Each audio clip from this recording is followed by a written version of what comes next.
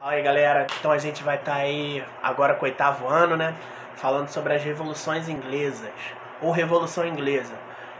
Foi um período longo de 48 anos, aí, entre 1640 e 1688. Se a gente puder definir com basicão o que foram as revoluções inglesas, a gente pode definir da seguinte maneira: foi um movimento orquestrado pela burguesia, mas que teve caráter popular, a população participou em peso, ainda que controlada, liderada pela burguesia. Esse movimento tira pela primeira vez um rei absolutista. O que é o absolutismo? É aquele sistema de governo onde o poder está concentrado nas mãos do rei. O que isso quer dizer? Se o rei mandar pular, você diz em que altura. Se o rei mandar correr, você diz quantos metros. Se o rei mandar matar, você diz quantas pessoas. É basicamente isso. O absolutismo é um sistema terrível. Por quê? Porque o destino de uma nação inteira está nas mãos de uma única pessoa. A figura do monarca, do rei. O rei reina em absoluto. Ele não aceita oposições, não aceita contradições, e ele vai fazer o que ele vai mandar e desmandar da maneira que ele achar necessário.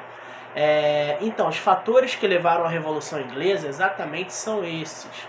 Se a gente analisar o contexto da Inglaterra nesse período, a gente está vivendo uma Inglaterra onde o rei ele entra em uma determinada série de guerras, de conflitos, simplesmente porque ele reina em absoluto. Então, os principais fatores que deram início à Revolução Inglesa, o primeiro é o próprio absolutismo real. Esse absolutismo do rei vai fazer com que ele intervenha na economia a todo momento. A burguesia, que é a classe que articula a Revolução Inglesa, vai perder muito dinheiro. Por quê? O rei determina se um burguês, que são os comerciantes da época, com quem ele vai fazer comércio. Se o rei, de repente, proibir a burguesia de fazer comércio com determinados países, não importa se a burguesia vai perder dinheiro. A vontade do rei é o que importa. O rei também vai intervir, vai aumentar impostos, vai fazer com que as pessoas entrem em guerras completamente desnecessárias com outros países. Então isso vai fazer com que as pessoas comecem a questionar esse absolutismo real. Outro fator é a questão da religião. A gente está no contexto aí da Reforma Protestante, né? Se a gente for relembrar aí no 7º ano, a Reforma Protestante foi quando separou-se a Igreja Católica, né? Lutero criou a Igreja Protestante, os evangélicos, os atuais evangélicos, quando ele pregou lá na Catedral de Wittenberg, em 1517, as 95 teses, separando a Igreja Católica, né? Católicos e protestantes. A reforma se espalhou da Alemanha para outros lugares. E o que vai acontecer? Tem aquela famosa treta do rei Henrique VIII, que a gente já viu nas aulas. O rei Henrique VIII queria um filho homem. A esposa dele, Catarina, não dava filhos homens. Ele tinha já 3 ou 4 mulheres, se eu não me engano, as filhas dele. Mas ele queria homem, porque aquilo naquela época era muito importante. Você ter um filho homem, masculino, que vai dar continuidade ao seu legado. Aquilo ali era visto com muita importância, principalmente quando a gente está falando do rei, a autoridade máxima daquela época. Então a gente tem essa figura, essa questão aí. O que o rei Henrique VIII vai fazer? Ele pede divórcio à Igreja Católica, obviamente o Papa se nega. Então o que ele faz? Rompe com a Igreja Católica, abraça a reforma e funda a sua própria religião, o anglicanismo. O anglicanismo vai ter elementos do protestantismo e do catolicismo. O problema é que quando ele funda, o anglicanismo passa a se tornar religião oficial. O que acontece com as outras religiões? Acabam sendo perseguidas.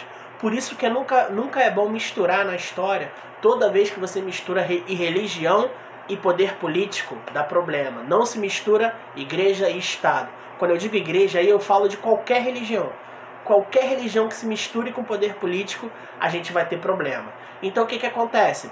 Esse é o outro motivo. O anglicanismo, o rei começa a querer obrigar que todos sigam o anglicanismo. Vai perseguir protestantes, vai perseguir católicos. Só os católicos que são amigos do rei que vão ficar do seu lado. E como se não bastassem todas essas coisas, o rei ainda vai e fecha o parlamento. O que era o parlamento? Era onde o povo podia... era a voz do povo. Ainda que não tivesse muita relevância, porque quem mandava era o rei absolutista, o parlamento, o povo pelo menos podia chorar suas misérias, desabafar, digamos assim. Quando ele fecha o parlamento, aquilo ali é a gota d'água para as pessoas. Então o que acontece? O exército protestante, né, chamado de puritanos. Por que puritanos? porque eles tinham os valores extremamente radicais mesmo para a época, os valores morais, né, vem de puro. Por exemplo, a mulher mostrar o cotovelo para os puritanos era um absurdo. Mostrar os joelhos, então, nem se fala. Então eles tinham os valores morais muito radicais. Daí o nome puritanos. Puritanos são os protestantes. Então a maioria dos burgueses era puritana, era protestante. Então eles vão formar um exército chamado de Exército Puritano, ou Exército dos Cabeças Redondas. É isso mesmo, Cabeças Redondas. Por quê? Porque eles raspavam aqui, como a gente viu nas aulas. Eu sou careca total, né? Mas eles raspavam só essa parte aqui. Pra quê? Era uma forma de oposição em relação aos lordes, que eram os cavaleiros, a nobreza que vai apoiar o rei. Os cabeças redondas raspavam a cabeça porque aqueles lordes usavam aquelas perucas brancas. Quem já viu aqui em filme ou em teatro, né? Na França, na Inglaterra se usava aquelas perucas brancas bem grandes, inclusive se maquiavam os homens. Aquilo ali era um status de luxo. Então os puritanos, os cabeças redondas, eles achavam aquilo um absurdo. Enquanto a população passando fome, os lordes ingleses, a nobreza, ter todos aqueles privilégios e comprando essas perucas que eram caríssimas. Então, como uma forma de oposição, de revolta, eles raspavam só essa parte aqui da cabeça. Daí o nome Cabeças Redondas. E o que a gente vai ter? Nós vamos ter um cenário. Vai ter o Exército dos Cabeças Redondas, ou Exército Puritano. Do outro lado, o Exército Real. O Exército Real com a nobreza, que eram os lordes, ou cavaleiros, né, da mesma. A nobreza, que eram os lordes. Na parte religiosa, anglicanos e católicos, que eram amigos do rei e logo não eram perseguidos. Eles vão ficar do lado do Exército Real. E o próprio rei, obviamente. E do lado do Exército Puritano. Do Exército Puritano, a burguesia. O que a burguesia queria? Ela queria os privilégios da nobreza e do clero, que tinham os melhores cargos e não pagavam impostos diferentes da burguesia. Nós vamos ter a burguesia, os puritanos, ou cabeças redondas no aspecto religioso, e o povo. O povo vai ser insuflado pela burguesia. Temos essa batalha, Exército Real versus Exército Puritano. O exército real é derrotado, a Revolução Puritana, como é o nome desse movimento, o exército puritano vence e o rei Carlos I, lembrem-se do nome, é o nome do seu professor de história, Carlos, o rei da Inglaterra, Carlos I, é decapitado e então assume o líder dos puritanos, o militar Oliver Cromwell, que aí a gente tem um período conhecido como República de Cromwell.